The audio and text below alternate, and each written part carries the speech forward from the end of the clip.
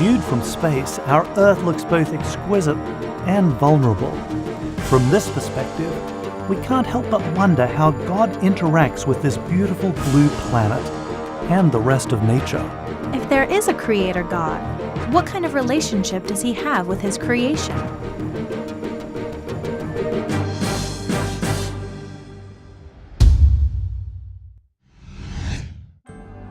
The beautiful design evident in nature logically suggests a cause embodying artistic and engineering wisdom that transcends anything encountered in our day-to-day experience. If we attribute design and nature to God, who is he and how does he relate to his creation? The Bible depicts God as the creator and sustainer of nature, but still separate and outside of it. Other ideas about God, or gods abound. Pantheists believe God and nature are the same thing, not separate from each other at all. Deists believe God set everything in motion at the beginning, but no longer interacts with nature. And atheists assert that there is no creator God, or any other kind of God. So, a non-existent God cannot have any relationship with nature. Nature is the cause of itself. The French biologist Jacques Monod put the atheistic materialist view this way. The ancient covenant is in pieces. Man knows at last that he is alone in the universe's unfeeling immensity, out of which he emerged only by chance. His destiny is nowhere spelled out, nor is his duty. The kingdom above or the darkness below, it is for him to choose. The atheist view may liberate humans from accountability to God, but it presumes the existence of nature without explanation. It further presumes that once you have it, nature alone is capable of creating the universe and life. Deism has the advantage of a god to create nature, but then makes the same assumption as atheism, that without God's further intervention, nature has the capacity to create life. Deism and pantheism put a kind of magic into nature, gifting it with the capacity to create life. Atheism is more clear-cut, as it forbids any supernatural magic at all. Invoking magic may be scientifically unsatisfying, but the atheistic view faces an even more challenging set of empirical and philosophical challenges. Imagine trying to infer the origin of living things if intelligent causes like God are forbidden. Defining living things as natural and nature as originating in natural causes sounds like circular reasoning. It also begs the question if we want to use science to verify whether nature or an intelligent creator actually created our universe and us. Constraining science to natural explanations for natural phenomena only gives one possible answer. Dry stone walls, which are found all over the world, illustrate the problem. These walls are built out of uncemented stones, held together by gravity and other natural laws. The walls operate by natural laws, but the activity of intelligent stonemasons explains their origin. If dry stone walls were defined as natural, and only natural explanations are allowed, there would be no way of ever concluding that dry stone walls were the product of intelligently directed efforts of human beings. In the same way, restricting science to naturalistic explanations, as materialistic atheism does, creates a reasonable expectation that it will attribute properties to nature that nature in reality lacks.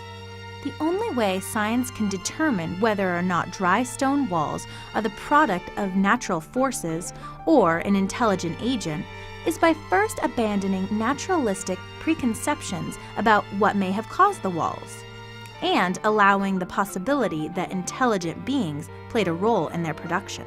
Without considering the possibility of intelligence, the science of studying walls becomes biased and dogmatic. The same is true when studying life or other phenomena in nature. However, the humans who build dry stone walls are part of nature. We don't have to go outside of nature to a supernatural force to find the intelligence behind objects created by humans. But if an intelligence is behind nature, it must transcend nature in some way. What could it be? Where did it come from? How did or does it exist outside of nature? The belief that God transcends nature is incompatible with pantheism, and atheists are uncomfortable with supernatural things that open a plethora of metaphysical questions. Who designed the designer is one of the most common objections to the inference that nature looks designed because it actually is intelligently designed. Where does the design end? It's a very short trip from science to metaphysics when looking at questions of origins. Metaphysics is the esoteric philosophy that goes beyond the physical world and seeks to understand first causes. Can metaphysical objections outweigh empirical observation of design in nature? That seems to put the theory before the data. And yet, some people believe metaphysical objections really do outweigh empirical observations. Others believe that it is reasonable to address metaphysical questions with both empirical observations and metaphysical answers. That is why the Christian eternal creator God who transcends nature makes so much sense. Within nature, everything has a beginning and thus requires a cause. An eternal God outside of nature is not subject to the same requirement. The Christian God is a metaphysical answer that accounts for the observation of design in nature. Design in nature is not explained without some eternal cause that involves intelligence. An eternal universe or energy or quantum fluctuation or any other eternal principle lacking intelligence does not explain nature.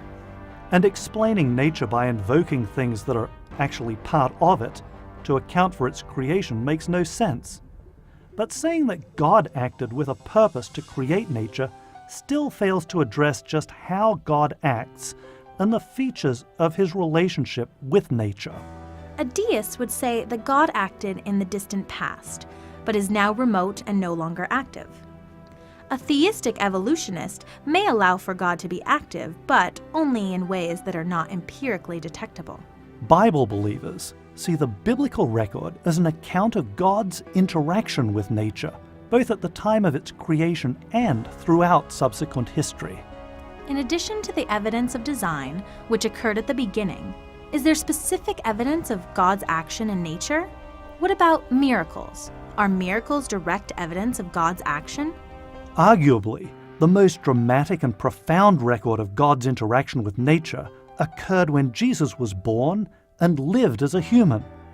God actually became part of the nature that he created in the first place. Beyond all question, the mystery of godliness is great. He appeared in a body, was vindicated by the Spirit, was seen by angels, was preached among the nations, was believed on in the world, was taken up in glory. That sounds like a relationship as intimate as the pantheistic God, but different because God still transcends nature, and while he became part of it, he is not the same thing as nature. Here is a conceptual framework that may be helpful when thinking about God and nature. It appears that God interacts with nature in 4 distinct ways. First, like a mason laying stones in a dry stone wall, he acts directly as a primary cause in nature. Second, he acts indirectly as a secondary cause using other aspects of nature like a hammer and chisel to achieve his purposes. Third, he acts continuously, holding nature together with unchanging laws. And fourth, he acts intermittently. These 4 types of interactions also act together with each other. So God acts with continuous primary activity, intermittent primary activity, continuous secondary activity, and intermittent secondary activity. Let's explore what all this actually means. The difference between God acting directly as primary cause in nature and God acting indirectly as a secondary cause can be illustrated by comparing 2 different actions that result in bowling pins being knocked down. If I knock the bowling pins down with my foot, that would be a direct or primary action. If I knocked them down with a bowling ball, the pins would still be knocked down, but it would be the ball that knocked them down, not my foot directly. Although the end result would be the same, and I would still be the agent behind the pins falling, it would be a secondary, not a primary action. We've also said that God acts continuously or intermittently. God acts continuously to sustain the existence of the universe. The sun is the radiance of God's glory and the exact representation of his being, sustaining all things by his powerful word. After he had provided purification for sins, he sat down at the right hand of the Majesty in heaven. God continuously sustains the existence of the universe. His continuous primary actions are so consistent and reliable that we recognize the patterns of his action as laws. Does that mean then that God is responsible for everything that happens? No, God sustains the atoms from which we are made, but he gives us the ability to make choices.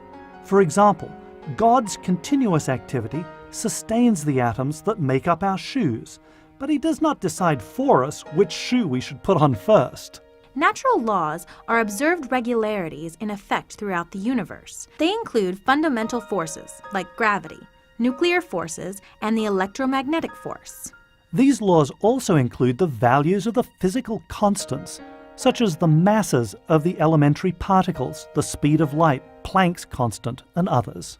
The number of known general laws of nature on which the entire universe operates is surprisingly small. Scientists study natural laws to predict what will happen in a given set of circumstances. In this way, the practice of science is actually based on the consistency of God's continuous primary action. If God were to stop acting in this consistent manner, the universe would become chaotic or even cease to exist. In addition to acting continuously, God also acts intermittently.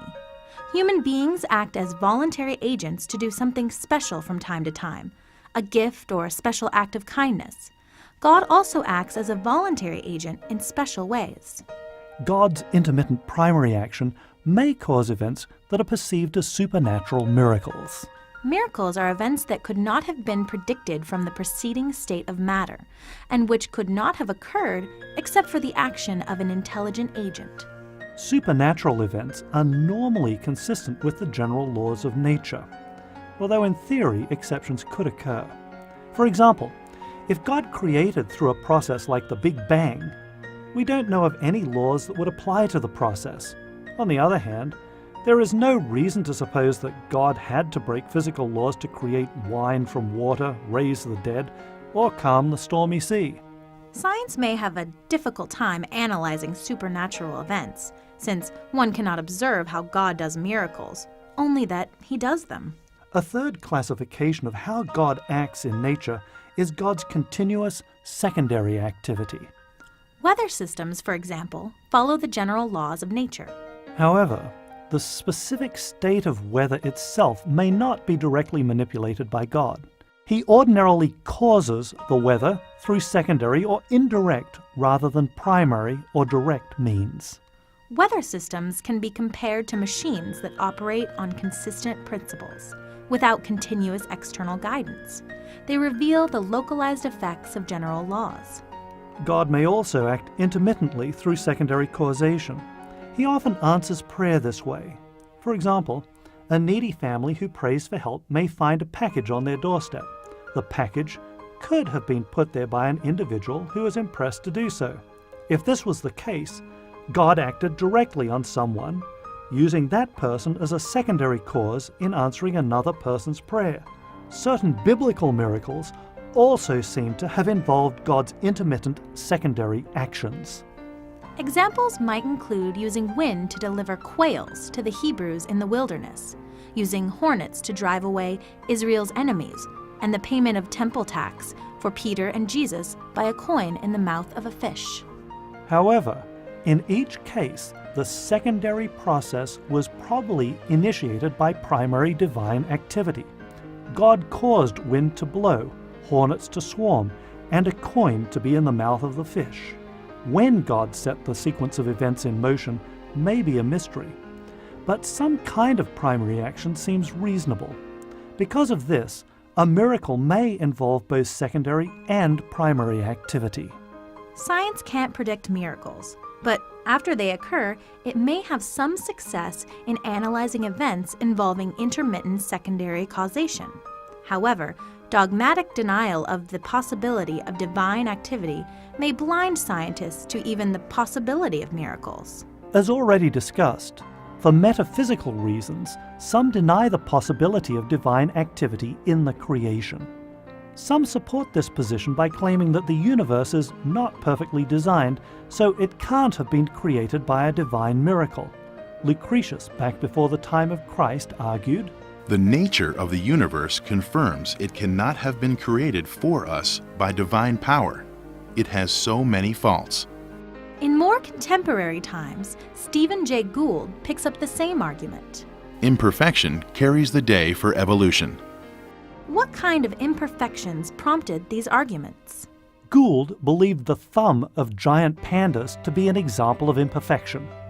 While it works perfectly well for pandas as they manipulate the bamboo they eat, it is made from different wrist bones than human thumbs. Gould argued that the panda's thumb is jury-rigged, thus not designed for the job it does, and God would not have done it that way. But deciding whether something is badly designed or just cobbled together seems to require an understanding of what the designer had in mind. What if God just wanted a little variety in the way thumbs are made?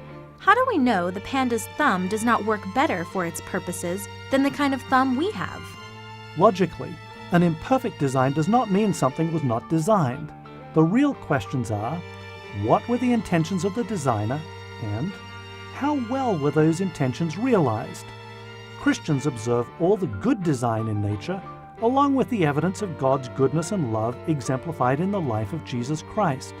From this they infer that God must be good, and that the rebellion of sin really does have horrifying consequences for the whole of creation. What about people's aching backs, or the fact that lots of us have to have our wisdom teeth removed? Those look like designs that could be improved upon. If you're expecting perfection in something with an apparent purpose and it fails in some way, that does look like a problem. For example, when a bridge collapses because it deteriorated, had a design flaw, was overloaded, or for some other reason, the failure was probably not the designer's intention. Christians believe that we live in a world marred by sin, in which even wonderful designs like the human body still ultimately fail. The once perfect world God created is no longer perfect, and all suffer as a consequence. The Apostle Paul put it this way, We know that the whole creation has been groaning as in the pains of childbirth, right up to the present time. Not only so, but we ourselves, who have the first fruits of the Spirit, groan inwardly as we wait eagerly for our adoption as sons, the redemption of our bodies. Sin appears to be a reasonable explanation of designs that fail in some way under current conditions. But what about things that appear to be very well designed to do things that are really bad? The fangs in some poisonous vipers exemplify exactly this problem. Each fang acts like a hollow hypodermic needle attached to poison glands that contract to force the poison through the fangs and into their victim. And the fangs fold inside the upper jaw so that the snake doesn't bite itself or have long fangs hanging out of its mouth where they could be damaged or in the way. It is a stretch to try to explain something like that as anything other than a system engineered to inject poison into other creatures. The problem with designs like this is not that they don't look designed, but that they raise a lot of questions about the character of the designer. They show why it's so important to take the Bible as a whole, not just a bit here or there that might suit our fancy. The Bible clearly states that God is the designer of all things. The Apostle John says that through him all things were made. Without him, nothing was made that has been made. But remember that the Bible also tells us that what we see today is not only broken because of sin, it is also cursed. One explanation for the apparently evil design we see in everything from snakes to parasites to thorny plants is that they are the result of God's cursing the earth after Adam and Eve's decision to sin. To Adam he said, Because you listened to your wife and ate from the tree about which I commanded you, you must not eat of it. Cursed is the ground because of you. Through painful toil you will eat of it all the days of your life. It will produce thorns and thistles for you, and you will eat the plants of the field. That makes God seem quite harsh. The Bible reveals God as loving and kind, but not as a jolly old grandfather who is going to reward both the good and the wicked. He is merciful, but also executes justice. Therefore, since we are receiving a kingdom that cannot be shaken, let us be thankful and so worship God acceptably, with reverence and awe, for our God is a consuming fire. Many people find the idea of a God who executes judgment disturbing, and some try to ignore God's judgment. But there is another character in Scripture who may also explain at least some evil design. The great dragon was hurled down, that ancient serpent called the devil or Satan, who leads the whole world astray. He was hurled to the earth, and his angels with him. The Bible tells us Satan is active on the earth. Some people believe that he is capable of twisting God's original good creation to create the evil we now see in nature. A lot depends on how much creativity you're willing to attribute to the devil. Even judging whether something in nature is evil or not is very dependent on one's ideas about God. Without God, good and evil are not objective realities. Things just are the way they are. A good God, like the Christian Creator God, does not by himself explain the presence of evil design in nature. Whether one believes evil design is the result of God's curse or the devil's handiwork, the Bible provides a clear framework in which a good God can exist while evil also exists. Let's move from the devil, curses, and the depressing consequences of sin back to our discussion of God's relationship to nature. There seem to be two different questions about God's interaction with nature. The first has to do with how nature, including life, came to be. The second has to do with the role God currently plays in nature. While God may interact with nature today via direct, indirect, continuous, and intermittent activity, the creation of nature, and specifically life, was clearly a case of direct, intermittent activity. When studying God's activities in nature, it's important to distinguish between questions of origins and questions of operation. Origins are one-time events, called singularities, while operations occur continuously. Just because you have a good understanding of operations doesn't necessarily mean you have a good understanding of origins. Think of a car as an example. A good mechanic understands the principles governing operation of automobiles and is able to maintain the machinery in good order or to make repairs when needed. It might seem that the mechanic knows everything there is to know about cars. But he probably lacks a detailed knowledge of how the car was made. He may never have been to a car manufacturing factory, and even if he had, he would most likely still be unfamiliar with the financial transactions necessary to underwrite the costs of engineering the car, the management needed to coordinate contracts with parts suppliers, or the engineering principles used when programming robots to weld the car body together.